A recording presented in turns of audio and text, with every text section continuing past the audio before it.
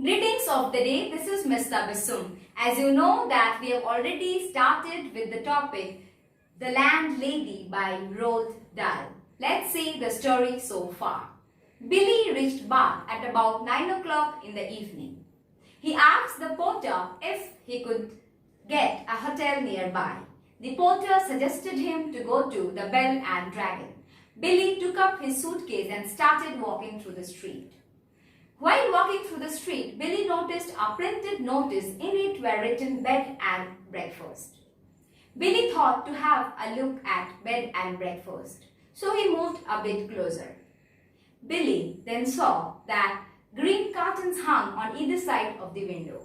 He peeped through the window and saw there was a bright fire burning in the fireplace.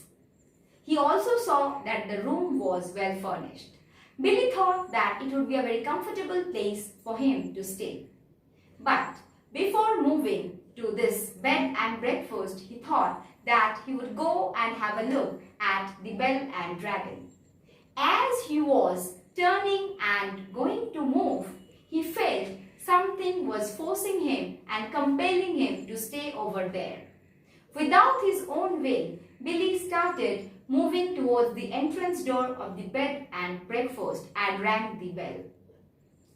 Instantly, a lady around 45 to 50 years old with a round pink face and blue eyes opened the door and welcomed him smilingly. Billy stepped over the entrance door.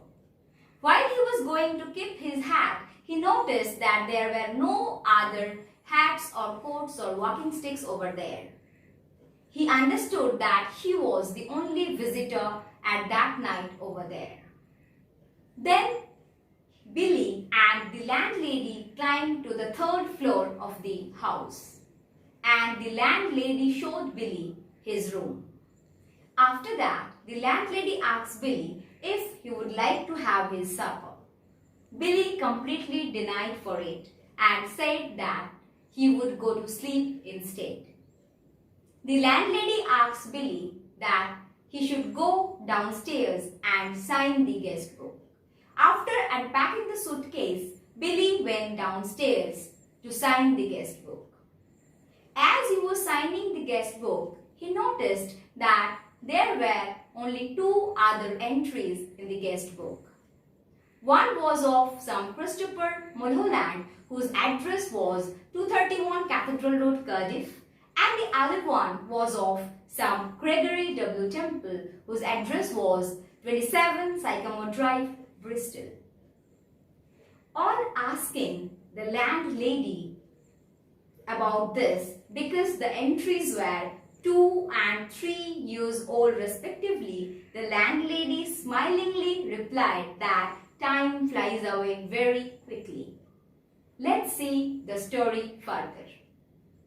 Here it goes. The Landlady by Roald Dahl.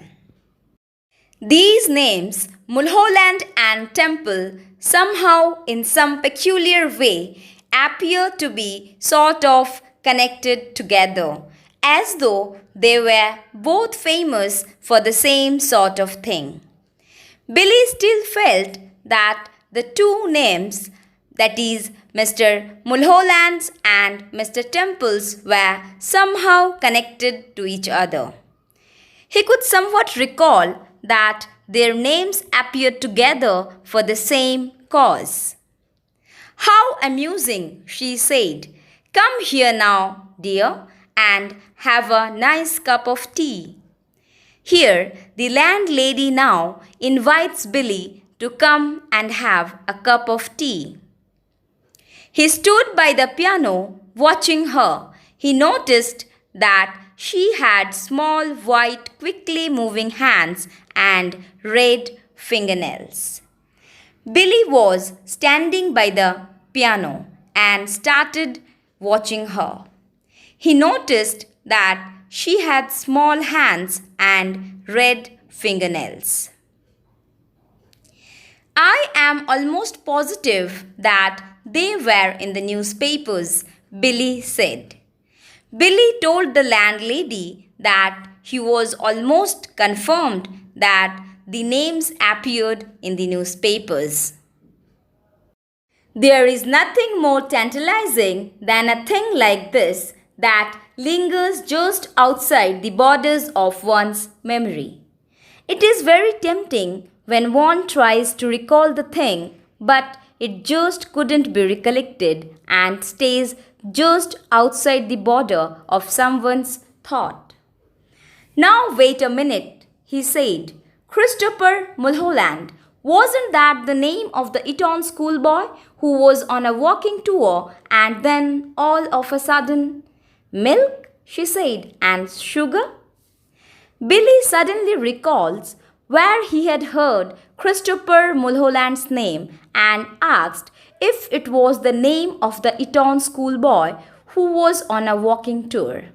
But the landlady interrupts him and asks him how much milk and sugar need to be added in his tea. Eton schoolboy, she said. Oh no, my dear, that can't possibly be right because Mr. Mulholland was a Cambridge undergraduate. Come on, your tea's all ready for you. The landlady said Billy that Mulholland couldn't be a schoolboy from Eton. Instead, she was an undergraduate student from the Cambridge University. She also insisted Billy to come and have his tea as it was all ready for him. Billy started sipping his tea. For half a minute or so, neither of them spoke. Billy knew that she was looking at him. He could feel her eyes resting on his face, watching him over the rim of her teacup. Now and again, he caught a whiff of a peculiar smell that seemed to emanate directly from her person. Pickled walnuts, new leather, or was it the corridors of a hospital? Billy started to have his cup of tea, and for few seconds there was absolute silence between the two.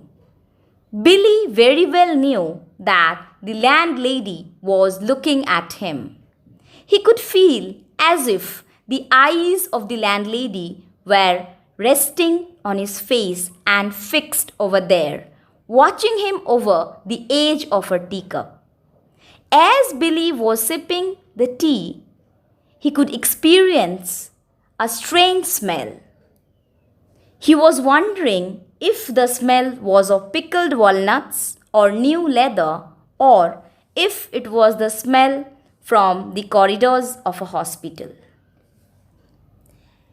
Mr. Mulholland loved his tea. The landlady said that Mr. Mulholland was very fond of the tea that was served by the landlady. I suppose he left fairly recently, Billy said. Billy said that he feels that Mulholland had left recently from the bed and breakfast. Left, she said, arching her brows. My dear boy, he never left. He is still here. Mr. Temple is also here. They are on the 4th floor, both of them together. When Billy said the landlady that he predicts that Mr. Mulholland might had left the bed and breakfast recently, the landlady confirms that Mr. Temple and Mr. Mulholland are still in the 4th floor of the house. Billy stared at his landlady. She smiled back at him and asked, How old are you, my dear?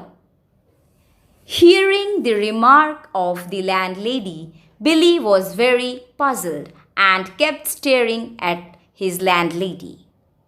The landlady questions him how old Billy was. 17. Billy answered that he was 17 years old.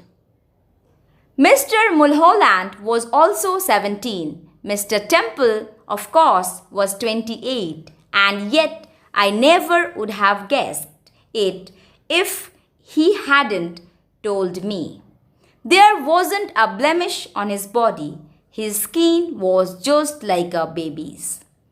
The landlady said Billy that Mr. Mulholland's age was also 17, whereas the age of Mr. Temple was 28. But the landlady couldn't guess it until Mr. Temple had told it himself to the landlady, as his skin was very soft like a baby without any mark or spot on his body. She seemed to have lapsed into another of her silences. Then she again took a long pause and moved into another thought in deep silence. Now, here we have the word meanings. Number 1, tantalizing means tempting or teasing. Second, lingers means stays. Third, rim, the round edge. Fourth, emanate means to come from. Fifth, blemish, a mark or spot. Sixth, lapsed into means passed into. Now, here we have in-text questions. Number 1. Where did Billy Weaver reach at about 9 o'clock in the evening? Answer. Billy Weaver reached Bath at about 9 o'clock in the evening. Second. Which hotel did the porter suggest Billy? Answer. The porter suggested Billy to go to the Bell and Dragon. Third. Who opened the door to Billy? Answer. The landlady opened the door to Billy. Fourth. What did the landlady ask Billy to do before going to bed? Answer. The landlady asked Billy to sign the guest book before going to bed. Fifth. How many entries were there in the guest book? How old were the entries? Answer. There were 2 entries in the guest book. The entries were 2 and 3 years old respectively. That's all for the day. We'll be continuing the last part of the story in the next lecture. Thank you. Have a great day ahead.